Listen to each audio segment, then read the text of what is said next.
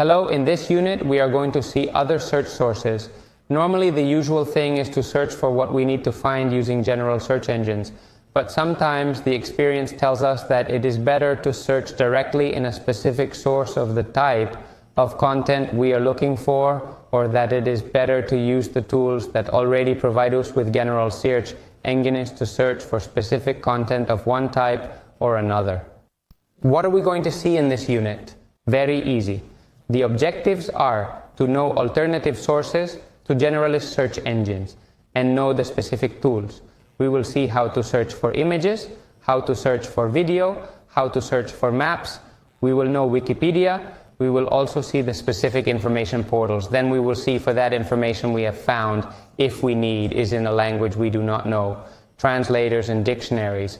And finally, we will also see another place to look for information that is in the manuals and tutorials.